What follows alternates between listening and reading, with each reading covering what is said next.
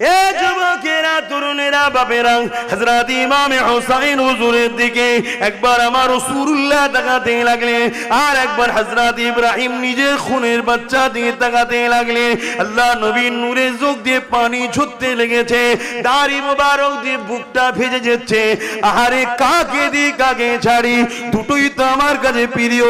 একটা আমার খুনের বাচ্চা, আর একটা হলো আমার অন্তরের ভালোবাসার বাচ্চা, আমার কলিজার টুকরি ফাতেমা সন্তান মাওলা আলীর খুন রয়েছে। কিন্তু আমি রাসূলুল্লাহ, আমার কাছে দুটোই তো বড় প্রিয়।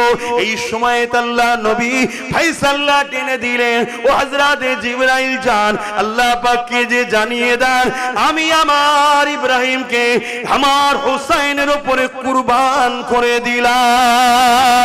এ যুবকেরা, তাই আল্লাহ নবী বারবার হুসাইন হুজুরকে আদর করতেন আর বলতেন, এ হুসাইন রে, তোর উপরে আমার বাচ্চা ইব্রাহিমকে আমি মুহাম্মদ কুরবানি করেছি। এ যুবকেরা, আমার রাসূলুল্লাহ ইমাম পাকদেরকে কতটা মুহাব্বত করতে, ভালোবাসতেন, পিয়ার করতেন, সেই ইমাম পাক হুজুরদের আলোচনা কি করব। আল্লাহ নবী, নূর নবী, দয়া নবী, রহমতের নবী আমার একদিন মদিনা নববী শরীফের মেম্বার থেকে নেবে নবী আমার মেম্বারে দাঁড়িয়ে খুতবা দিতে লেগেছে। ঠিক এমনই সময় দেখা যায় ইমাম হাসান হোসেন দু ভাই আস্তে আস্তে মদিনার মসজিদ নববী শরীফে ঢুকতে লেগেছে। বড় ভাই হযরত হাসান আর ছোট ভাই হযরত হোসাইন। ছোট ভাই তখনও আরো ছোট, তাই ঠিকভাবে চলন ঠিক হয় না, কোন রকম দুলে দুলে পা ফেলে ফেলে আল্লাহ নবীর মদিনার নববী শরীফে ঢুকতে লেগেছে। নবী আমার খুতবা দিতে লেগেছে। হঠাৎ করে আল্লাহ নবীর নজরটা যে ইমাম হাসান হোসেনের দিকে পড়েছে, আল্লাহ নবী খুতবাটা বন্ধ করে দিয়েছে। খুতবা বন্ধ করে দিয়ে আল্লাহ নবী আগে আগে এসে আমল করে ইমাম হাসান হোসেন দুজনকে নবী আমার দুই কোলে নিয়ে বুকে করে জড়িয়ে ধরে আগিয়ে নিয়ে গিয়ে মেম্বারের উপরে বসিয়ে দিয়ে আল্লাহ নবী আবার খুতবা শুরু করেছে। নামাজ শুরু হয়ে গেছে। ঠিক এমনই সময় ইমাম হাসান হোসেন আল্লাহ নবীর পিঠ মুবারকে উঠে পড়েছে। দুদিকে পা দিয়ে নানা জানের চুল মুবারককে মজবুত করে ধরে আল্লাহ নবীর পিঠে তারা লাপালাপি করতে লেগেছে। নবী আমার মাথা তুলছে না, সিজদায় পড়ে যে সুবহান রাব্বিল আলা, সুবহান রাব্বিল আলা তাসবিহ পড়তে লেগেছে। দীর্ঘ সময় হয়ে যাচ্ছে, সাহাবাদের মধ্যে চিন্তা শুরু হয়ে গেছে, কেননা চারিদিকে নবীর দুশমন। হয়তো আমরা সবাই সিজদায় পড়ে আছি, কোন দুশমন ঢুকে গিয়ে রাসূলকে কি ক্ষতি করে দিল, সাহাবা সে যে কাতারে ছিল হয়তো রাসূলকে ক্ষতি করে দিল নাকি। এত সময় কেন লাগে? কোনদিন নবী জামাতে বেশি সময় দিতেন না, কেন জামাতে যুবকও থাকে, বুড়ো থাকে, সবার কথা মাথায় রেখে জামাত পড়তে হয়। একা যখন নামাজ পড়বেন, রাতকে রাত কাটিয়ে দেন, অসুবিধে নাই, জামাতে গুরুত্ব দিতে হয়। কেননা বয়স্ক মানুষও থাকে, তারা বেশিক্ষণ কিরাতে দাঁড়াতে পারবে না, বেশিক্ষণ রুকুতে দাঁড়াতে পারবে না, বেশিক্ষণ সিজদা অবস্থায় থাকতে পারবে না। অনেকের পেশাবের অনেক শিকায়েত আছে, অনেক প্রবলেম রয়েছে। তাই নবী আমার শিক্ষার জন্য সিজদায় এতক্ষণ পড়ে থাকতেন না। আজকে সাহাবারা অবাক হয়ে যে যখন এই চিন্তা করতে লেগেছে, একজন সাহাবী বলতে লেগেছে, আমি সামান্য মাথাটা তুলে চোখটা দিয়ে দেখতে লেগেছি, কেন নবী মাথা তোলে না। আমি অবাক হয়ে গেলাম। আল্লাহ নবী সিজদায় পড়ে রয়েছে, আর নবী পাকের পিঠে ইমাম হাসান হোসেন দুজনে বসে রয়েছে। নানা জানের চুলকে ধরে তারা পিঠের উপরে লাফালাফি খেলা করছে, আনন্দ করছে, আর নবী তাই মাথা তুলছে না। কেন তুললে বাচ্চা দুটো পড়ে যাবে। আমি এমন করে মনে করলাম যে হাতটা বাড়িয়ে হাসান হোসেনকে নামিয়ে নিয়ে যখনই হাত বাড়াতে গেছি, আমি অবাক হয়ে গেলাম। নূরের নবী কি ভালোবেসেছে বাচ্চা দুটোকে। হাতটা বগলের তলা দিয়ে আমাকে ইশারা করে জানাচ্ছে, খবরদার এই বাচ্চা দুটোকে আমার পিঠ থেকে নামিয়ে দেবে না। আরো জোরে বলুন সুবহান। নারে তাকবীর। ইমাম হাসান হোসেন, ইমাম হাসান হোসেন জান্নাতি যুবকদের সরদার। নারে তাকবীর। আল্লাহ নবী একদিন দোয়া করতে লাগলেন, ও রব্বি আল্লাহ পাক, আমি হাসান হোসেনকে ভালোবাসি, আপনি এদেরকে ভালোবাসেন। শুধু এটা বলে ক্ষান্ত হন না, আল্লাহ পাক যারা হাসান হোসেনকে ভালোবাসবে আপনি তাদেরকেও ভালোবাসবে।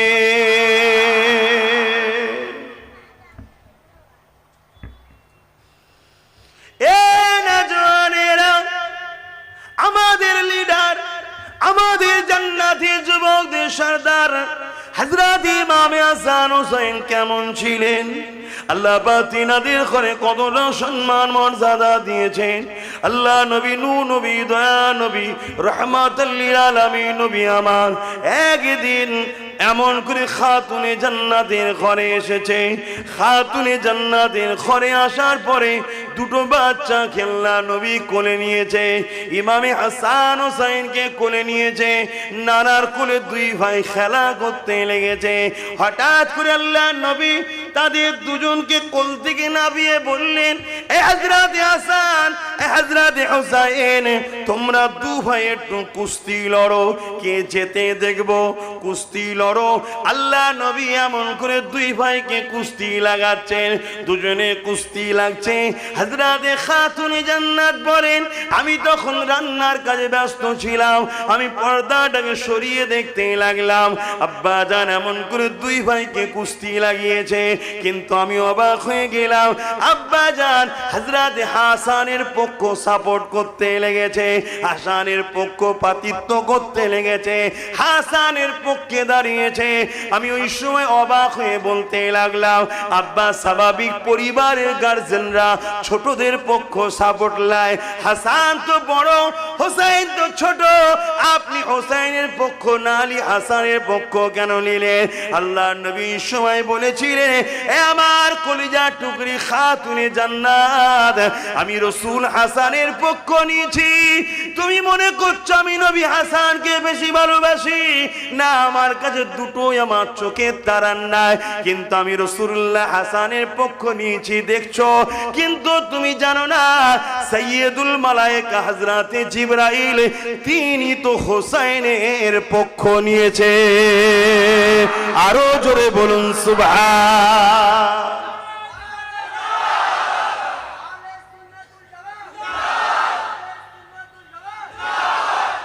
এই যে হুজুরের কথা শুনলেন, ইমাম হাসান পাক হোসাইন পাক হুজুরের কথা শুনলেন, শুনে কি বুঝলেন? যে রাসূলুল্লাহ হযরতে হাসান হুজুরের পক্ষে, হযরতে জিবরাইল আলাইহিস সালাম হোসাইন হুজুরের পক্ষে। সমস্ত নবীদের সরদার ইমামুল আম্বিয়া তিনি হযরতে হাসানের পক্ষে, আর ইমামুল মালাইকা তিনি হোসাইনের পক্ষে। যে দুটো বাচ্চাকে ছোটবেলা থেকে সমস্ত নবীদের সর্দার লালন পালন করে, সমস্ত ফারিস্তাদের সর্দার লালন পালন করে, এইটা শোনার পরে আমাদের মনটা একটা খুশি আনন্দ হয়েছে না হয়নি? এটা ঈমানের বৈশিষ্ট্য। এটা কি? তার মানে এতটুকু শিওর হয়ে থাকেন আপনাদের ঈমান, বলুন ঈমান আলহামদুলিল্লাহ আছে, বলুন সুবহানাল্লাহ। আর এটা শোনার পরে কারো দিলে যদি মনে হয় আরে এ থেকে দিন কি বুঝবো, তোমার দাড়িটা আছে, ওই দাড়ি হলো শিখ পাঞ্জাবিদের সমতুল্য হয়ে যাচ্ছে। তোমার টুপিটা আছে, ওই টুপি রাইসুল মুনাফিক আব্দুল্লাহ ইবনে উবাই বা আজকালকার আমাদেরকে ধোঁকা দিবার জন্য একদল নেতারা টুপি পরে, ওদের মতো টুপি আছে। কথা বুঝছেন না, বোঝেন না? তোমার নামাজ আছে, ওই নামাজ 7 কোটি বছর ইবলিস পড়েছিল, ইবলিস মার্কা নামাজ আছে, তোমার ঈমান নাই। আমার কথা বুঝছেন না, বোঝেন না? নিবার হন নিন, না নিবার হন না নিন। আমি কাউকে জোর করে খাওয়াতে এসিনি, কারণ ইসলাম ওই ফুটপাতে পড়ে থাকা জামা কাপড় বিক্রি করার জিনিস নয়, যে জোর করে গুজে দিবার জিনিস। ইসলাম এমন একটা ব্যান্ড, যে নিয়েছে সে দুনিয়া আখেরাতের কামিয়াবি পেয়েছে, আর যে নেয়নি দুনিয়াতেও জিল্লাত, আখেরাতে তো আযাবের শেষ নাই। আসেন আমার ইমাম পাকের আলোচনা করি। এ নওজওয়ানেরা, হযরত ইমাম হোসেন, হযরত ইমাম হাসান দুই ভাই একদিন হাতে লিখা করেছে। এখন আমরা বাচ্চাদেরকে সিলেটে লিখাই বা খাতাতে লিখাই, তখনকার সময়ে পাথরে বা চামড়ার উপরে লিখা হতো। যাক যে কোনো বিষয়ে যে কোনো জিনিসের উপরে দু ভাই কিছু লিখেছে, মায়ের কাছে নিয়ে এসে বলে, আম্মা কার লেখাটা বেশি সুন্দর হয়েছে? স্বাভাবিক আমাদের বাচ্চারাও করে, কিন্তু খাতুনে জান্নাত দেখছে বাচ্চা তো আল্লাহর নবীর পিয়ারা বাচ্চা, যদি আমি কারো একটা পক্ষ লি আর একটার মনে দুঃখ হয়ে যাবে, ঠিক? তাই খাতুনে জান্নাত বললেন, যাও তোমার আব্বা মওলা আলীর কাছে চলে যাও, হযরতে আলী এর সমাধান করবে। নিজের থেকে ঠেলে দিলেন। হযরতে আলীর কাছে দুজন ভাই চলে গেল, ছোট ছোট, আব্বা জান কার হাতের লেখা ভালো? হযরতে মওলা আলীকে, যিনি এলেমের দরজা, জোরে বলুন সুবহানাল্লাহ, এক মুহূর্তে হাজারো সমস্যার সমাধান করে দিতেন, তিনিও বাচ্চা দুটোর মুখের দিকে চেয়ে বলছেন, না এই দুটো বাচ্চার মধ্যে কার পক্ষ নেব? আর একজন কষ্ট পাবে, এটা আলীর দ্বারা সম্ভব নয়। তাই বললেন, তোমাদের এই সমস্যাটা তোমাদের নানার কাছেই সুবিধা হবে, নানার কাছে যাও। রাসূলুল্লাহর কাছে পাঠিয়ে দিলেন। কি গো শুনছেন? মনের মধ্যে একটা ভালো আনন্দ লাগছে কি? যার যার লাগছে এতটুকু নিশ্চিন্তা, পাপী হতে পারেন, বেঈমান কিন্তু এখন হননি, 100% বলে যাচ্ছি। সেদিনও ছিলাম, আজও আছি, যতদিন বাঁচবো।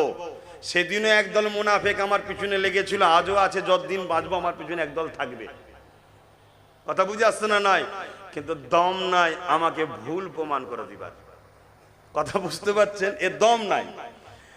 তো আপনারা যদি বিশ্বাস করেন আমার কথাটাকে, দিলে জায়গা দেন, দিলে জায়গা দেন, দিলে জায়গা দেন।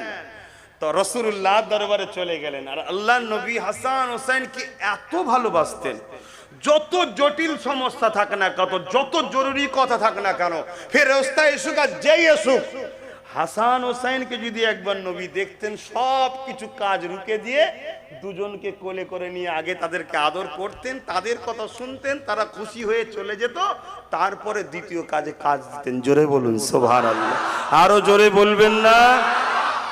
ভেবে দেখুন, নবীর পিয়ারা, নবীর ভালোবাসা, কতটা ভালোবাসা।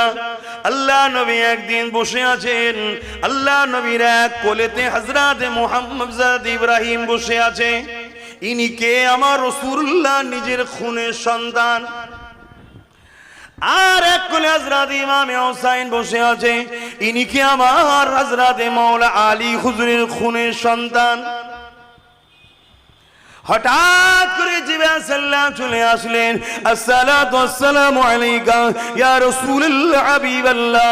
আল্লাহ পাকের মানসা এটা, আল্লাহ পাকের ইচ্ছা এটা, দুটোর মধ্যে একটাকে আপনি রাখতে পারবেন, দুজনকে একসাথে রাখতে পারবেন না।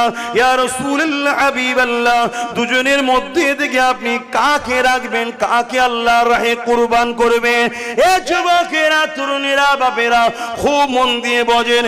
আল্লাহ যদি আমার নবীকে পরীক্ষা নেয়, তোমাকে আমাকে নেবে না, এটা কি হতে পারে? নেবে না, নেবে না? রিসেন্ট পরীক্ষা হাজারো চলছে। এ যুবকেরা, তরুণেরা, বাপেরা, হযরত ইমামে হুসাইন হুজুরের দিকে একবার আমার রাসূলুল্লাহ তাকাতে লাগলেন, আর একবার হযরত ইব্রাহিম নিজের খুনের বাচ্চা দিয়ে তাকাতে লাগলেন। আল্লাহ নবীর নূরের চোখ দিয়ে পানি ঝরতে লেগেছে, দাড়ি মোবারক দিয়ে বুকটা ভেজে যাচ্ছে। আহারে, কাকে দি কাকে ছাড়ি? দুটোই তো আমার কাছে প্রিয়, একটা আমার খুনের বাচ্চা, আর একটা হলো আমার অন্তরের ভালোবাসার বাচ্চা, আমার কলিজার টুকরি ফাতেমা সন্তান মাওলা আলীর খুন রয়েছে। কিন্তু আমি রাসূলুল্লাহ, আমার কাছে দুটোই তো বড় প্রিয়। এই সময়ে আল্লাহ নবী ফায়সালা টেনে দিলেন, ও হযরতে জিবরাইল যান, আল্লাহ পাককে যে জানিয়ে দেন, আমি আমার ইব্রাহিমকে আমার হোসাইনের উপরে কুরবান করে দিলাম। এ যুবকেরা, তাই আল্লাহ নবী বারবার হোসাইন হুজুরকে আদর করতেন আর বলতেন, এ হোসাইন রে, তোর উপরে আমার বাচ্চা ইব্রাহিমকে আমি মুহাম্মদ কুরবানি করেছি। এ যুবকেরা, আমার রাসূলুল্লাহ ইমাম পাকদেরকে কতটা মুহাব্বত করতে, ভালোবাসতেন, পিয়ার করতে। সেই ইমাম পাক হুজুরদের আলোচনা কি করব। আল্লাহ নবী, নূর নবী, দয়া নবী, রহমতের নবী আমার একদিন মদিনা নববী শরীফের মেম্বার থেকে নেবে নবী আমার মেম্বারে দাঁড়িয়ে খুতবা দিতে লেগেছে। ঠিক এমনই সময় দেখা যায় ইমাম হাসান হোসেন দু ভাই আস্তে আস্তে মদিনা মসজিদ নববী শরীফে ঢুকতে লেগেছে। বড় ভাই হযরত হাসান আর ছোট ভাই হযরত হোসাইন। ছোট ভাই তখনও আরো ছোট, তাই ঠিকভাবে চলন ঠিক হয় না, কোন রকম দুলে দুলে পা ফেলে ফেলে আল্লাহ নবীর মদিনা নববী শরীফে ঢুকতে লেগেছে। নবী আমার খুতবা দিতে লেগেছে। হঠাৎ করে আল্লাহ নবীর নজরটা যে ইমাম হাসান হোসেনের দিকে পড়েছে, আল্লাহ নবী খুতবাটা বন্ধ করে দিয়েছে। খুতবা বন্ধ করে দিয়ে আল্লাহ নবী আগে আগে এসে এমন করে ইমাম হাসান হোসেন দুজনকে নবী আমার দুই কোলে নিয়ে বুকে করে জড়িয়ে ধরে আগিয়ে নিয়ে গিয়ে মেম্বারের উপরে বসিয়ে দিয়ে আল্লাহ নবী আবার খুতবা শুরু করেছে। নামাজ শুরু হয়ে গেছে। ঠিক এমনই সময় ইমাম হাসান হোসেন আল্লাহ নবীর পিঠ মুবারকে উঠে পড়েছে। দুদিকে পা দিয়ে নানা জানের চুল মুবারককে মজবুত করে ধরে আল্লাহ নবীর পিঠে তারা লাপালাপি করতে লেগেছে। নবী আমার মাথা তুলছে না, সিজদায় পড়ে যে সুবহান রাব্বিল আলা, সুবহান রাব্বিল আলা তাসবিহ পড়তে লেগেছে। দীর্ঘ সময় হয়ে যাচ্ছে, সাহাবাদের মধ্যে চিন্তা শুরু হয়ে গেছে। কেননা চারিদিকে নবীর দুশমন। হয়তো আমরা সবাই সিজদায় পড়ে আছি, কোন দুশমন ঢুকে গিয়ে রাসূলকে কি ক্ষতি করে দিল। সাহাবা সে যে কাতারে ছিল, হয়তো রাসূলকে ক্ষতি করে দিল নাকি। এত সময় কেন লাগে? কোনদিন নবী জামাতে বেশি সময় দিতেন না। কেন? জামাতে যুবকও থাকে, বুড়ো থাকে, সবার কথা মাথায় রেখে জামাত পড়তে হয়। একা যখন নামাজ পড়বেন, রাতকে রাত কাটিয়ে দেন, অসুবিধে নাই। জামাতে গুরুত্ব দিতে হয়, কেননা বয়স্ক মানুষও থাকে, তারা বেশিক্ষণ কিরাতে দাঁড়াতে পারবে না, বেশিক্ষণ রুকুতে দাঁড়াতে পারবে না, বেশিক্ষণ সিজদা অবস্থায় থাকতে পারবে না। অনেকের পেশাবের অনেক শিকায়েত আছে, অনেক প্রবলেম রয়েছে। তাই নবী আমার শিক্ষার জন্য সিজদায় তখন পড়ে থাকতেন না। আজকে সাহাবারা অবাক হয়ে যে যখন এই চিন্তা করতে লেগেছে, একজন সাহাবী বলতে লেগেছে, আমি সামান্য মাথাটা তুলে চোখটা দিয়ে দেখতে লেগেছি, কেন নবী মাথা তোলে না। আমি অবাক হয়ে গেলাম। আল্লাহ নবী সিজদায় পড়ে রয়েছে, আর নবী পাকের পিঠে ইমামে হাসান হোসেন দুজনে বসে রয়েছে। নানা জানের চুলকে ধরে তারা পিঠের উপরে লাফালাফি খেলা করছে, আনন্দ করছে। আর নবী তাই মাথা তুলছে না। কেন? তুললে বাচ্চা দুটো পড়ে যাবে। আমি এমন করে মনে করলাম যে হাতটা বাড়িয়ে হাসান হোসেনকে নামিয়ে নিয়ে যখনই হাত বাড়াতে গেছি, আমি অবাক হয়ে গেলাম। নূরের নবী কি ভালোবেসেছে বাচ্চা দুটোকে। হাতটা বগলের তলা দিয়ে আমাকে ইশারা করে জানাচ্ছে, খবরদার এই বাচ্চা দুটোকে আমার পিঠ থেকে নামিয়ে দেবে না। আরো জোরে বলুন সুবহান। নারে তাকবীর।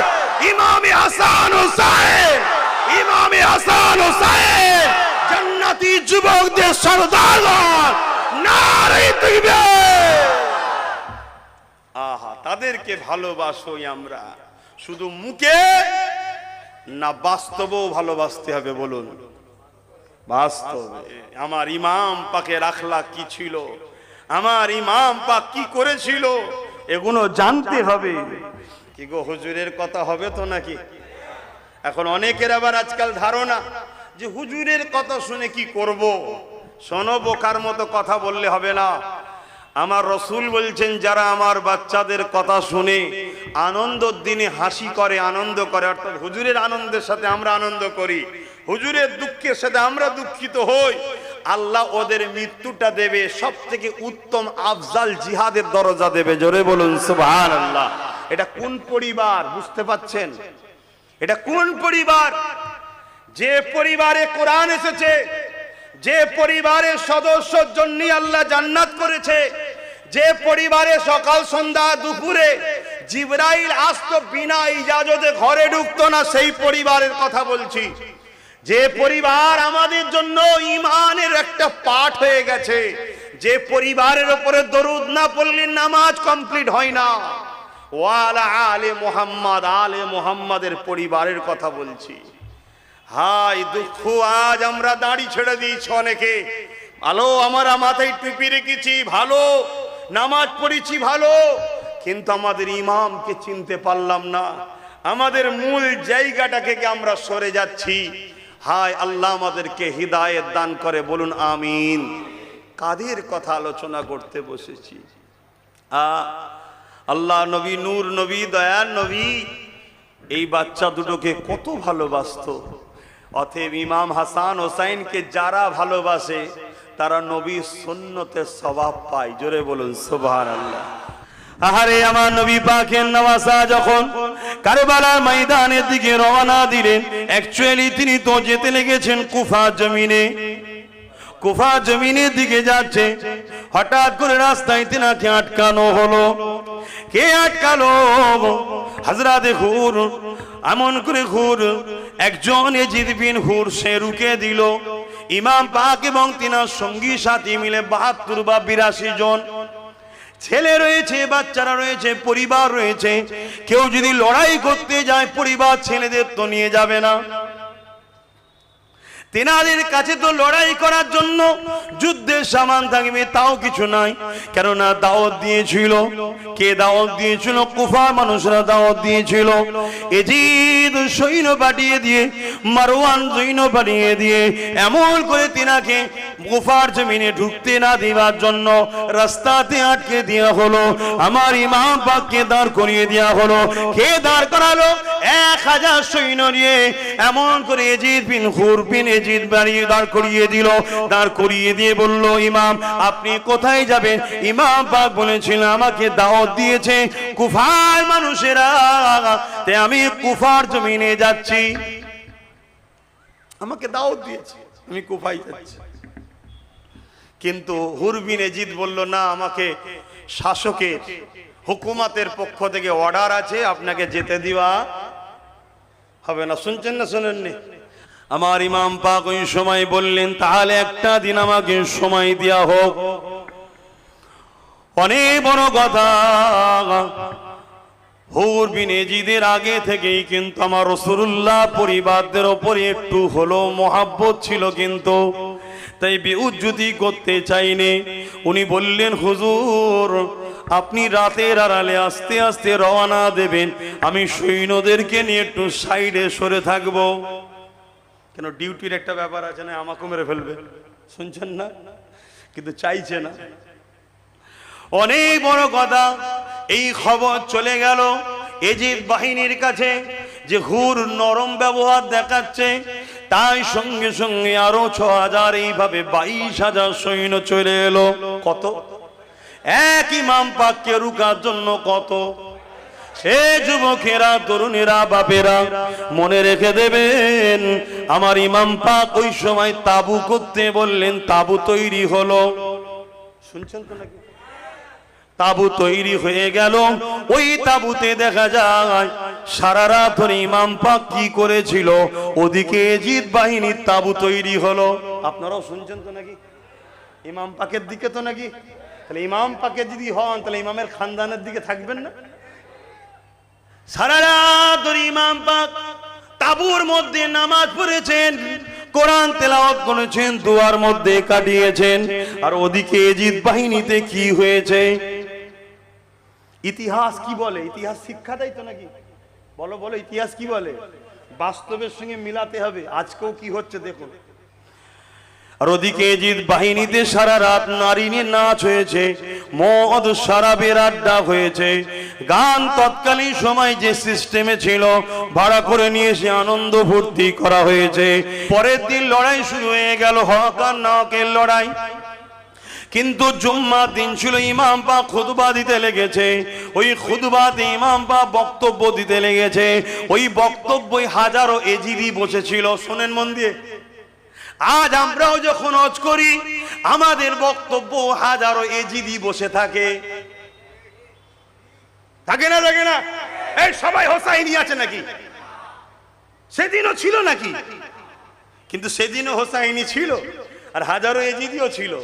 হোসাইন পাক হজ করে বলে, তোমরা আমায় চেনো না, তোমরা কার বিরুদ্ধে তরোয়াল ধরেছো?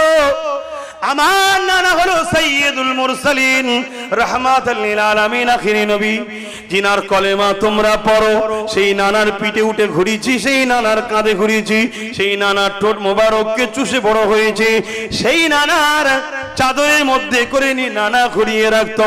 সেই নানা বলেছে যে হোসাইনকে ভালোবাসে, আল্লাহ তুমি তাকে ভালোবাসো। যে হোসাইনের সঙ্গে দুশ্মনী করে, আল্লাহ তুমি তাকে থেকে মুখ ফিরিয়ে নাও। তোমরা কি তার বিরুদ্ধে তরোয়াল ধরেছো সামান্য জায়গা ক্ষমতা পাওয়ার জন্য, অর্থ পাওয়ার জন্য? এইভাবে হোসাইন বক্তব্য দিচ্ছে, সবাই শুনছে, কিন্তু সবার মধ্যে তাসির হলো না, কেউ পরিবর্তন হলো না। একজন পরিবর্তন হলো, যিনি হলো হযরতে হুর, যিনি প্রথম হোসাইনকে রুকেছিল, তিনি পরিবর্তন হয়ে গেলেন। তিনি ওই দিক থেকে ছেড়ে হোসাইনের দিকে আসলেন, এসে হোসাইনের কদমে পড়লেন, হুজুর আমাকে ক্ষমা করে দেন, আল্লাহ আমাকে দেখিয়েছে ওদিকে জাহান্নাম রয়েছে, আপনার দিকে জান্নাত রয়েছে, আমি সর্বপ্রথম আপনাকে রুকেছিলাম, আমাকে ক্ষমা করে দেন হুজুর, আমাকে ক্ষমা করে দেন, মাফ করে দেন। হুজুর মাফ করে দিলেন, হুজুরের হয়ে লড়াই করতে লাগলো। 180-র উপরে এজিদি কুত্তাকে জাহান্নামে পাঠিয়ে দিয়ে হুজুর আল্লাহর জান্নাতি হয়ে গেলে।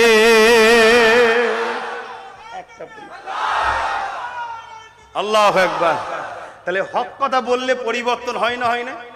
একটা তো হয়েছে, এটা দায়িত্ব বলতে হয়। হুজুরও দায়িত্ব নিয়ে বলছে, না হয় কিয়ামত দিন বলবে যে আমরা ঘুমিয়ে গেছিলাম, কই হোসাইন তো আমাদেরকে জাগালো না, আমরা নাই নেশায় পড়ে গেছিলাম, লোভে পড়ে গেছিলাম, হোসাইন তো জাগালো না।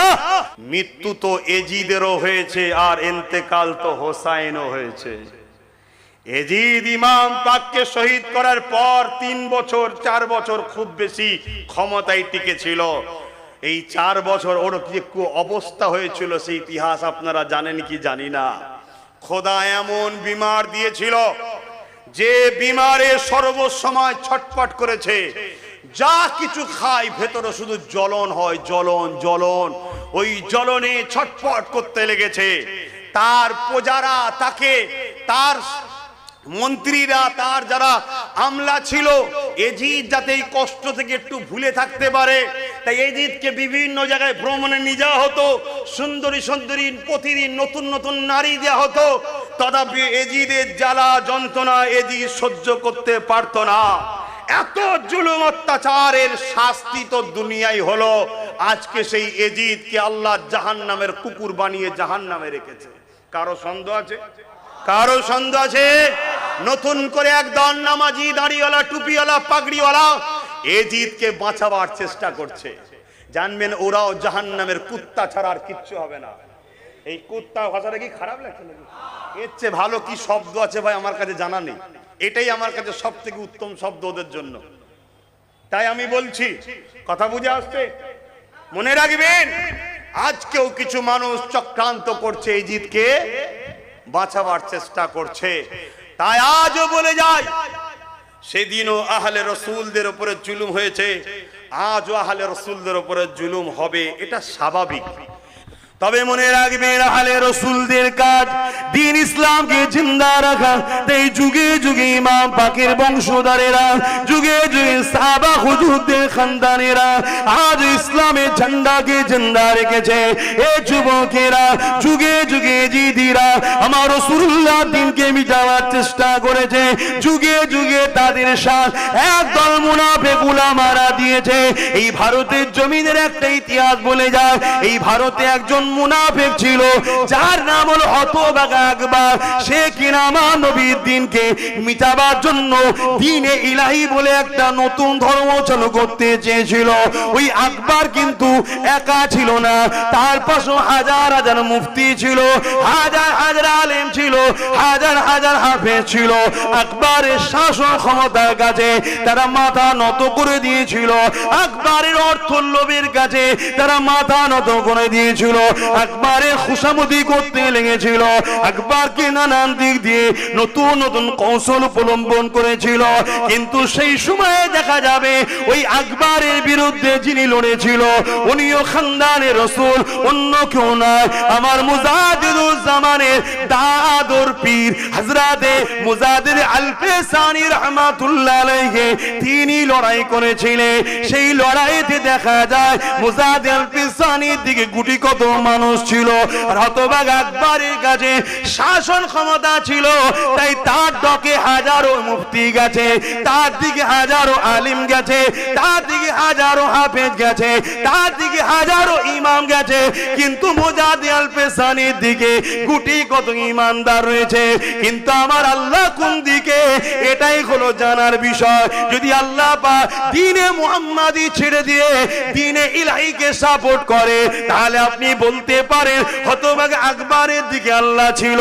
নাউযুবিল্লাহ মিন জালে, হতভাগা আকবরের দিকে আল্লাহ নয়, আকবর তো দ্বীনে মুহাম্মাদির দিকে ছিল, তাই মুজাদ্দিদ আল পেশানির দিকে ছিল। হযরতে মুজাদ্দিদ আল পেশানি দোয়া করতে লাগলেন, আল্লাহ পাকের আযাব শুরু হয়ে গেল। ওই আযাবেতে হতভাগা আকবরও ধ্বংস হলো, তার পক্ষে যত হাজারো মুফতি আলেম ছিল তারাও ধ্বংস হয়ে আজ জাহান্নামের কুত্তা তৈরি হলো। এই যুবকেরা তাই বলে দিয়ে যায়, এই দুনিয়ায় সবাইকে মরতে হবে। তুমি রহমানের দিকে থাকলেও মরবে, শয়তানের দিকেও থাকলে মরবে, হুসাইনের দিকেও থাকলে মরবে, ইজিদের দিকেও থাকলে মরবে। কিন্তু তোমার আখিরাতটা কোথায় হবে? তুমি সারা জীবন তুমি এজিদের দলে থাকবে, এজিদকে সাপোর্ট করবে, এজিদের কর্মকাণ্ডকে বাহবা দেবে, এজিদের কর্মকাণ্ডকে শক্তিশালী করবে, এজিদকে সাপোর্ট করে আরো ক্ষমতায় বসাবে, আর পরকালে গিয়ে হোসাইনের সঙ্গে জান্নাত যাবে। এই আশাটা করে লাভ হবে না, হবে না। তাই সেদিন মুজাদ্দিদ আল পেশানি আমল করে আমার রাসূলুল্লাহ দিকে ছিল, হোসাইনের দিকে ছিল, হতভাগা আকবর এজিদের দিকে ছিল, সে বরবাদ হয়ে গেছে। আজও চোখের সামনে আমরা দেখতে পাচ্ছি দুটো দিক হয়ে গেছে, একটা এজিদের দিক, একটা হোসাইনি দিক। এজিদের দিকে যদি তোমরা থাকো তাহলে বরবাদ হয়ে যাবে, হোসাইনের দিকে যদি থাকো দুনিয়ায় জুলুম হবে। কারণ এজিদের হাতে ক্ষমতা থাকে, এজিদ প্রশাসন দিয়ে তোমায় জুলুম করবে, এজিদ শাসকের ক্ষমতা নিয়ে তোমার উপরে অত্যাচার করবে, তোমার কাজকে বন্ধ করে দেবে, তোমায় মিথ্যা কেস দেবে, তোমাকে শুলিতে চড়াবে, তোমাকে ফাঁসিতে চড়াবে, তোমাকে অনেক কষ্ট দেবে। মনে রেখে দেবে, যেটাই তোমার উপরে হোক না কেন, তোমার আল্লাহ পক্ষ থেকে এটা পরীক্ষা শুধুমাত্র। এই পরীক্ষায় তুমি যদি ধৈর্যের সাথে কামিয়াবি হতে পারো, কোনো চিন্তা না, তুমি হোসাইন পাকের সঙ্গে জান্নাতি হয়ে যাবে। আরো জোরে বলুন সুবহান।